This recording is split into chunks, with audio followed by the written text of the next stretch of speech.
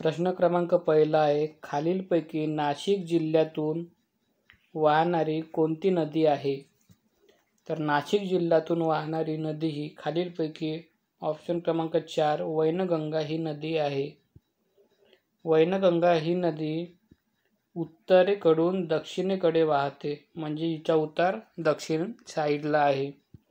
पुढचा प्रश्न आहे, राष्ट्रीय स्तरावरही महत्त्वाचे गणले जाणारे परळी वैजनाथ येथील औष्णिक विद्युत केंद्र कोणत्या जिल्ह्यात आहे? तर परळी वैजनाथ येथील हे एक ज्योतिर्लिंग पण आहे, ज्योतिर्लिंग. ठीक आहे. आणि परळी वैजनाथ हे औष्णिक विद्युत केंद्र खालीलपैकी ऑप्शन क्रमांक 2 बीड या जिल्ह्यामध्ये आहे. पुढचा प्रश्न आहे, सन 1905 मध्ये लंडन येथे इंडिया होम रूल सोसायटीची स्थापना कोणी केली? तर लंडन येथे इंडिया होम रूल सोसायटीची स्थापना खालीलपैकी ऑप्शन क्रमांक 3 श्यामजी कृष्ण वर्मा यांनी केली. पुढचा प्रश्न आहे, मोहम्मद पैगंबराच्या मृत्यूनंतर त्यांचे वारसदार म्हणून हे पहिले खलिफा बनले. तर मोहम्मद पैगंबराच्या मृत्यूनंतर त्यांचे वारसदार म्हणून खालीलपैकी ऑप्शन क्रमांक 4 अबू बक्र हे पहिले खलिफा बनले. पुढचा प्रश्न आहे, हडप्पा संस्कृतीतील कोणत्या ठिकाणी नांगरलेल्या शेतीचा पुरावा मिळालेला आहे? तर हडप्पा संस्कृतीतील खालीलपैकी ऑप्शन क्रमांक 2 कालीबंगन या ठिकाणी नांगरलेल्या शेतीचा पुरावा मिळालेला आहे. पुढील प्रश्न आहे, 1861च्या कायद्यानुसार भारतातील खालील ठिकाणी उच्च न्यायालयाची स्थापना करण्यात आली. तर 1861च्या कायद्यानुसार भारतामध्ये खालीलपैकी मुंबई, मद्रास व कोलकाता, ऑप्शन क्रमांक 1 मुंबई, मद्रास व कोलकाता या ठिकाणी उच्च न्यायालयाची स्थापना करण्यात आली. पुढचा प्रश्न आहे, मिठाच्या सत्याग्रहामुळे प्रसिद्धीस आलेले शिरोडे हे गाव कोणत्या जिल्ह्यात आहे? तर मिठाच्या सत्याग्रहामुळे प्रसिद्ध झालेले शिरोडे हे गाव खालीलपैकी ऑप्शन क्रमांक 2 सिंधुदुर्ग या जिल्ह्यामध्ये आहे. पुढचा प्रश्न आहे, महाराष्ट्रामध्ये हरित शहरी परिवहन योजनेची अंमलबजावणी सर्वप्रथम कोणत्या महानगरपालिकेने केली? तर महाराष्ट्रातील हरित शहरी परिवहन योजनेची अंमलबजावणी खालीलपैकी सर्वप्रथम ऑप्शन क्रमांक 4 पिंपरी चिंचवड महानगरपालिकेने केली. पुढील प्रश्न आहे, प्रकाशाचे अस्तित्व ज्या सूक्ष्म कणांमुळे तयार होते त्या कणांना काय म्हणतात? तर प्रकाशाचे अस्तित्व ज्या सूक्ष्म कणांमुळे तयार होते त्यांना खालीलपैकी ऑप्शन क्रमांक 3 फोटॉन असे म्हणतात. पुढील प्रश्न आहे, मतदारांच्या बोटावर लावण्यात येणाऱ्या शाईमध्ये डॅश डॅशचा वापर केला जातो.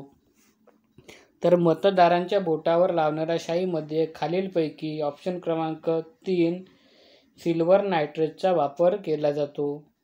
पुढील प्रश्न आहे, शेतीसाठी उपयुक्त असणारे व्हर्मी कंपोस्ट हे खत कोणत्या कृमीपासून मिळवले जाते? तर शेतीसाठी उपयुक्त असलेले व्हर्मी कंपोस्ट हे खत खालीलपैकी ऑप्शन क्रमांक 2 गांडूळ या कृमीपासून मिळवले जाते. पुढचा प्रश्न आहे, मानवी आहारातील खालीलपैकी कोणत्या घटकापासून शरीरास ऊर्जा मिळते? तर मानवी आहारातील कार्बोहायड्रेट्स या घटकापासून शरीरास ऊर्जा मिळते. तर कार्बोहायड्रेट्स 1 ग्राम कार्बोहायड्रेट्सपासून 4 किलो कॅलरी एवढी ऊर्जा मिळते. पुढचा प्रश्न आहे, पाण्यामध्ये वायू विरघळणे ही क्रिया कोणता सिद्धांत वापरून काढतात? तर पाण्यामध्ये वायू विरघळणे ही क्रिया खालीलपैकी हेनरी सिद्धांत वापरून काढतात. पुढील प्रश्न आहे, महाराष्ट्राच्या राज्य प्राण्याचे वैज्ञानिक नाव म्हणजे सायंटिफिक नेम काय आहे? तर महाराष्ट्राचे राज्य प्राणी या कोणता आहे याचे उत्तर तुम्हाला कमेंटमध्ये सांगायचे आहे.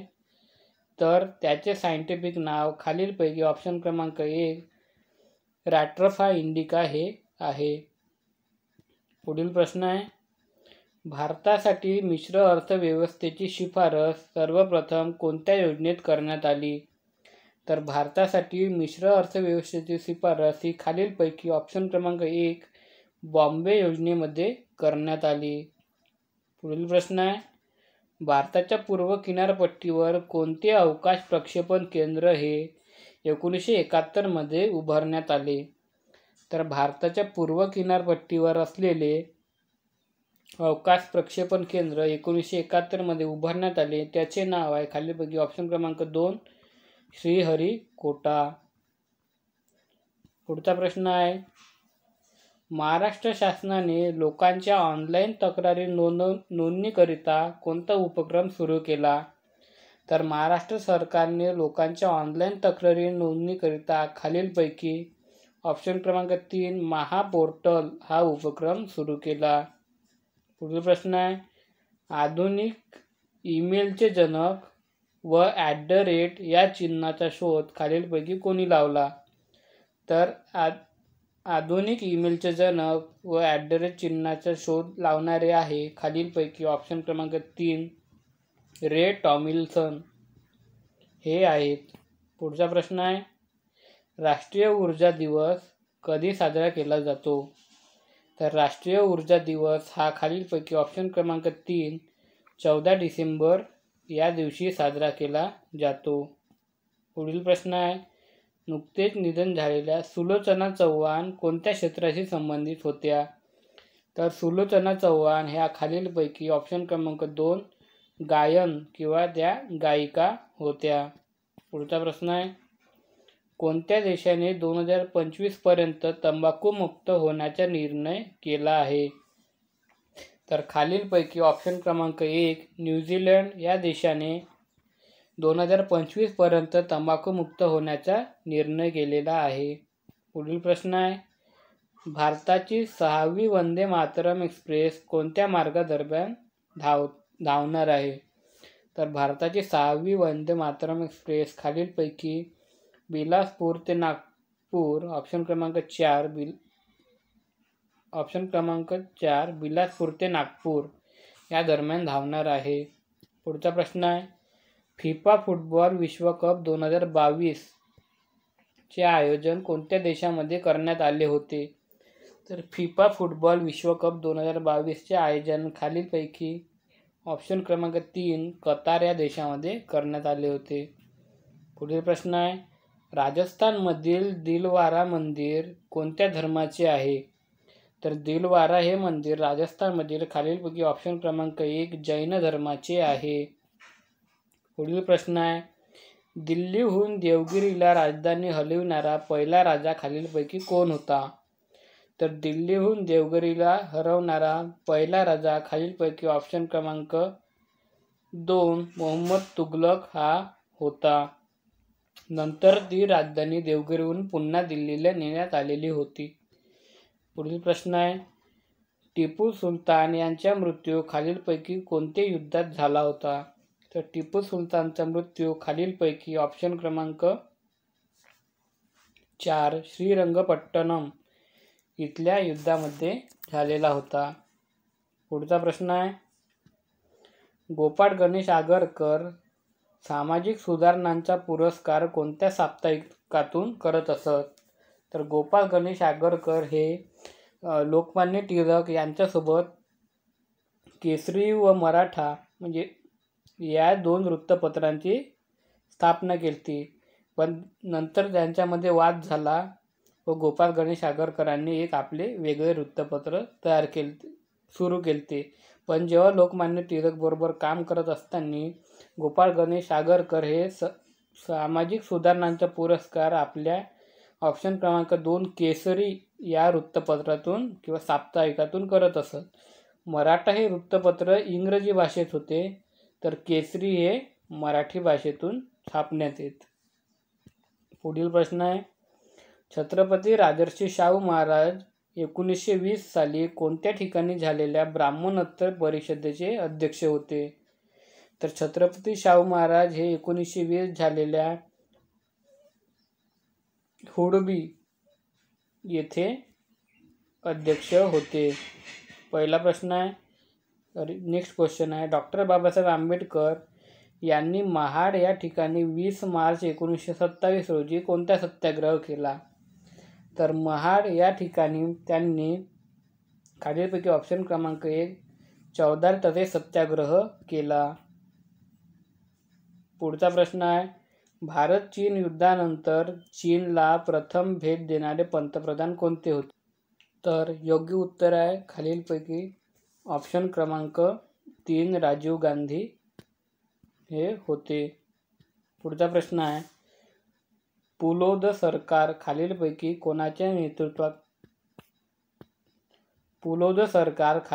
कोणाच्या नेतृत्वाखाली महाराष्ट्रात सत्तेवर आले होते? तर पुलोद सरकार हे खालीलपैकी ऑप्शन क्रमांक 2 शरद पवार यांच्या नेतृत्वाखाली महाराष्ट्रात सत्तेवर आले होते. पुढचा प्रश्न आहे, महाराष्ट्र विधानमंडळातील कायम सभागृह कोणते आहे? तर कायम सभागृह हे महाराष्ट्रातील विधानमंडळामध्ये खालीलपैकी ऑप्शन क्रमांक 4 विधान परिषद हे आहे. डी.के. बसू प्रकरणामध्ये सर्वोच्च न्यायालयाने सांगितलेली मार्गदर्शक तत्त्वे कशाशी संबंधित आहे? तर डी.के. बसू प्रकरणात सर्वोच्च न्यायालयाने सांगितलेली मार्गदर्शक तत्त्वे ही खालीलपैकी आरोपी अटक विषयीची आहे. पुढील प्रश्न आहे, अशोकाच्या स्तंभावरून भारताचे राष्ट्रचिन्ह घेण्यात आलेले आहे. तर अशोकाच्या स्तंभावरून जे राष्ट्रचिन्ह घेण्यात आले ते कोणत्या ठिकाणी आहे असा प्रश्न आहे. तर ते खालीलपैकी ऑप्शन क्रमांक 2 सारनाथ या ठिकाणी आहे. पुढील प्रश्न आहे, 60 वर्षांनी साजरा होणारा उत्सव त्याला काय म्हणतात? तर जो उत्सव 60 वर्षांनी साजरा करण्यात येतो त्याला ऑप्शन क्रमांक 2 हीरक महोत्सव असे म्हणतात. पुढील प्रश्न आहे, महाराष्ट्रामध्ये खालीलपैकी कोणत्या वर्षी ATSची स्थापना करण्यात आली? तर महाराष्ट्रामध्ये खालीलपैकी ऑप्शन क्रमांक 3 2004 या साली ATSची स्थापना करण्यात आली. पुढचा प्रश्न आहे, a nation in the making या पुस्तकाचे लेखक खालीलपैकी कोण आहेत? तर a nation in the making या पुस्तकाचे लेखक खालीलपैकी ऑप्शन क्रमांक 1 सुरेंद्रनाथ बॅनर्जी हे आहेत. पुढील प्रश्न आहे, स्वतंत्र भारताचे पहिले शिक्षण मंत्री खालीलपैकी कोण होते? तर स्वतंत्र भारताचे पहिले शिक्षण मंत्री खालीलपैकी ऑप्शन क्रमांक 4 मौलाना आझाद हे होते. पुढील प्रश्न आहे, दादासाहेब फाळके पुरस्कार मिळवणारी पहिली अभिनेत्री कोण आहेत? तर दादासाहेब फाळके पुरस्कार मिळवणारी पहिली अभिनेत्री खालीलपैकी ऑप्शन क्रमांक 3 देविका राणी या आहेत. पुढचा प्रश्न आहे, तिलारी धरण कोणत्या 2 राज्यांचे संयुक्त प्रकल्प आहे? तर तिलारी धरण हे खालीलपैकी ऑप्शन क्रमांक 3 महाराष्ट्र व गोवा या 2 राज्यांचा संयुक्त प्रकल्प आहे. पुढचा प्रश्न आहे, 2011च्या राज्य सर्वेक्षण अहवालानुसार भारतातील वनांचे प्रमाण किती टक्के आहे? तर भारतातील वनांचे प्रमाण हे खालीलपैकी 21.05% आहे. तर वनांचे प्रमाण हे 33% असायला हवे. पुढचा प्रश्न आहे, भारतातील आकाराने सर्वात लहान राज्य कोणते? तर भारतातील आकाराने सर्वात लहान राज्य खालीलपैकी ऑप्शन क्रमांक 4 गोवा राज्य हे आहे. तर भारतातील आकाराने सर्वात मोठे राज्य कोणते आहे व महाराष्ट्राचा कितवा नंबर लागतो याचे उत्तर तुम्हाला कमेंटमध्ये सांगायचे आहे. पुढचा प्रश्न आहे, नर्मदा नदीचे दक्षिणेकडील त्रिकोणाकृती प्रदेश काय नावाने ओळखले जाते? तर नर्मदा नदीचे दक्षिणेकडील त्रिकोणाकृती प्रदेश हे खालीलपैकी ऑप्शन क्रमांक 4 दख्खनचे पठार म्हणून ओळखले जाते. पुढचा प्रश्न आहे, भारतातील पहिल्या ड्रोन प्रशिक्षण परिषदेचे उद्घाटन कोणी केले? तर भारतातील पहिल्या ड्रोन प्रशिक्षण परिषदेचे उद्घाटन खालीलपैकी ऑप्शन क्रमांक 1 अनुराग ठाकूर यांनी केले. पुढील प्रश्न आहे, जागतिक आयुर्वेद काँग्रेस आणि आरोग्य एक्सपो 2022 कोठे भरण्यात आले होते? तर ते खालीलपैकी ऑप्शन क्रमांक 2 गोवा या ठिकाणी भरण्यात आले होते. पुढील प्रश्न आहे, नुकतेच कोणत्या राज्यामध्ये कीर्तिगाई दीपम रथोत्सव खालीलपैकी आयोजित करण्यात आला होता? तर कीर्तिगाई दीपम रथोत्सव खालीलपैकी तामिळनाडू या राज्यामध्ये आयोजित करण्यात आलेला होता. तर मित्रांनो, व्हिडिओ आवडल्यास व्हिडिओ लाईक करा, चॅनलला सबस्क्राईब करा व आपल्या मित्रांपर्यंत जास्तीत जास्त शेअर करा. थँक्यू.